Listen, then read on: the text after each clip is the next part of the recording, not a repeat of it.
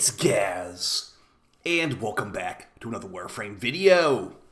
So we just got the announcement of Xaku Prime and their release date, which will be on November 13th.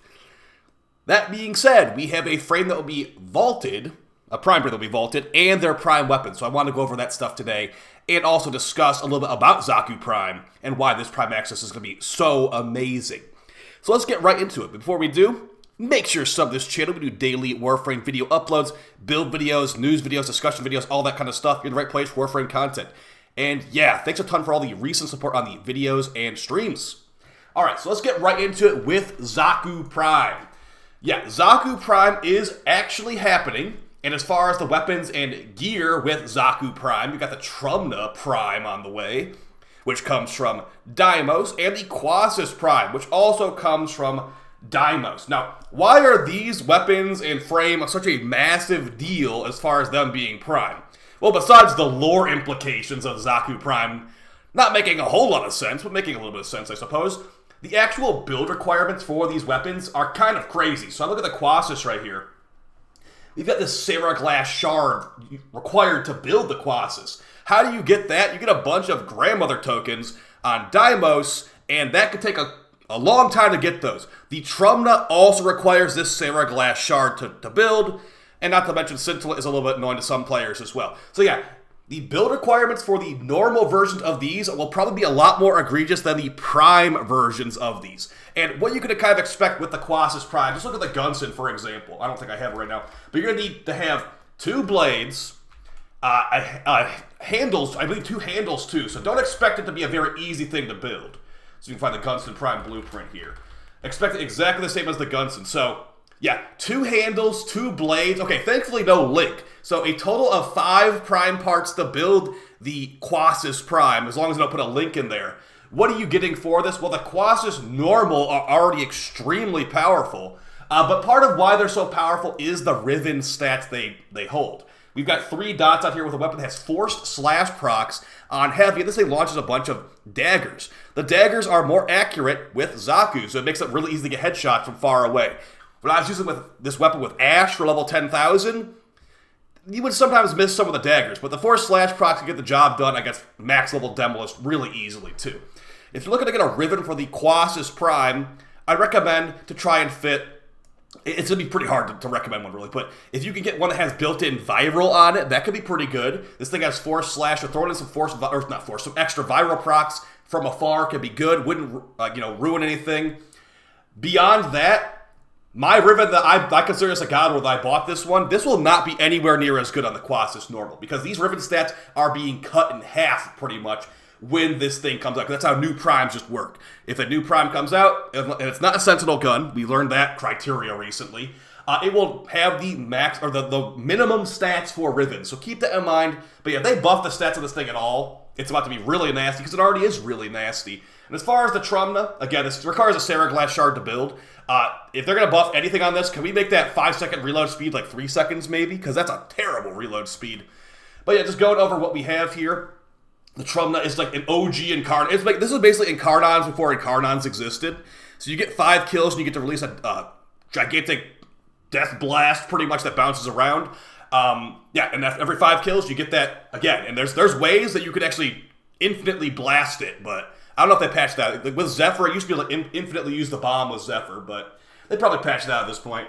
But yeah, as far as the build, just the corrosive heat build, there's plenty of things you could do on this. Again, the Rivens will be very low, but it's not going to be that much lower, because you look right here, we have 2-dot dispo. It'll become a 1-dot dispo. So I'd say a Trumna Riven will probably be better than a Quasis Riven, because the Quasis Rivens are getting nerfed a lot. So either way, pretty good stuff there. And Xaku is actually pretty annoying to farm as well. Xaku comes from bounties, but the resources to build Xaku come from multiple different planets. So that can be very annoying. So expect Xaku Prime, Trumna Prime, and Quasis Prime to be easier to build than the base versions by a pretty hefty margin, in my opinion. So there you go. Now, who's getting vaulted with Xaku Prime? How can you prepare to make sure you don't miss out?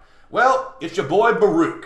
Baruuk Prime is getting vaulted on November 13th, And if you don't have Baruuk Prime yet, I'd recommend getting Baruuk Prime. They're not my favorite frame, but they are pretty good in lots of missions. They can be really good in Elite Deep Archimedeans. If you have if you have a not great arsenal full of weapons and stuff, Baruuk can pretty much do the whole thing with just their Exalted Fists, which is pretty good. Now, the weapons for Baruuk, I've never viewed these as good at all. The Aetherius Prime and the Cobra and Cane Prime. I don't like the Cobra and Cane Prime at all because it is, like, not the best base deck. I've never forwarded it. I've never done anything. I just don't really. This thing's bad, basically. Its unique trait, aerial attacks throw a shield, knocking down enemies' swords. First strike causes enemies to sleep for 2 seconds when wielded by Baruuk. If you're playing Baruuk, you're using your Exalted Fist, not this garbage. So, and not to mention the base stats on the Cobra and Cane Prime are only impact and puncture. So you're not really missing out that much, as it is also a status-focused impact and puncture weapon, which don't have any DOTs tied to them. Now you could, actually I was about to say, there might be, you could make it the impact, the slash one. We don't have that for melees, actually. I was about to say, you could just put hemorrhage or internal bleeding on here. No, you can't. And as for the Aetherius Prime, definitely not the best, but it's got, it's a puncture-focused status weapon, kind of like the Cobra and Cane Prime, with not the best crit. But yeah, these things at least look pretty cool. So yeah, the main prize of these things being vaulted on the 13th is going to be Baruuk. I don't even know what my Baruuk build looks like right now. It's missing a mod. So I use this build pretty often. Nourish Baruuk with shield tanky laziness. So you basically throw down Baruuk's Desolate Hands ability, you get 90% DR, and it makes your shield really tanky. Additionally, you can throw down Nourish to get energy regen constantly. And also, the Baruuk Exalted Fist just do a bunch of damage too. So pretty easy stuff here. This is basically my EDA build for Baruuk. But you can definitely go maximum damage. So I have like a red crit Baruuk build on my channel. Now, if you want to get Baruuk before it goes away, the relics are super, super cheap and easy to get. It basically is like from any source you can get these Baruuk relics. But if you want to prepare for Xaku Prime, what should you do? I might have more of a prep guide when we're closer to the release date. But yeah, as of right now, you want to get your Steel Essence for Teshin. You get 25 relic packs from Teshin, and don't turn in your Steel Essence until the day it comes out. Additionally, if you haven't played in a while, all the open world vendors, well, not all of them, 3 of the open world vendors for Cetus, the Fortuna, and Deimos all have relic packs you can go to. I'm going to go ahead and show you the ones on, I'll show you the ones on Fortuna right now.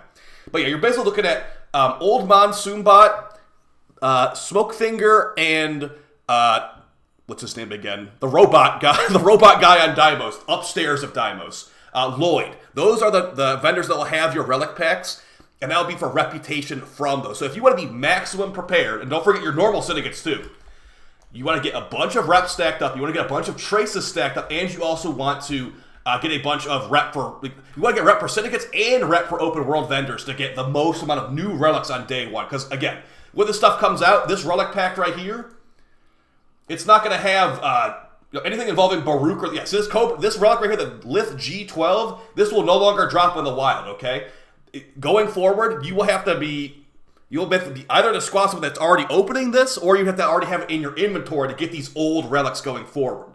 This will be replaced by a Xaku Prime relic, which sounds better to me, honestly, or a Quasis or a Tromna relic. So get a bunch of these. You can buy 132k worth of rep out of this. That's about 6 relic packs right there. That's per open world vendor. 25 from Teshin, 18 from the open world vendors, and as many as you can muster from the normal syndicates, as those are not limited. If you go to if you go do a syndicate mission, you can pick up all those medallions in the mission, get infinite rep, because that stuff is not affected by the daily rep cap. These missions right here, you should be doing if you ask me, you should be doing these on a daily basis. I do these on a daily basis. Yeah, I actually do these on a daily basis. You get free rep just for beating it, 3,400, goes above the daily rep cap, and then the things you pick up in mission also go above the daily rep cap, so you can be so prepared that you'll get Xaku Prime instantly. Also, yeah, Trace's farming guide, go do some disruption fissures. If you don't want to do disruption fissures, you can do capture fissures if you want to, but you get the idea. Stack it all up, and you'll get that Xaku Prime instantly. I know a lot of people are going to be buying Xaku Prime access because it looks pretty good, and yeah, that operator suit does look pretty nice. So lots of stuff to be excited for in November in Warframe if you care about Xaku Prime like I do. And we'll have the Warframe 1999 update in December confirmed. Also a dev stream in November too. So I know I mentioned this in the video yesterday, but now everybody watch until the end when I'm mentioning this stuff. So yeah, Baruuk, limited time to get them. Xaku Prime on the way.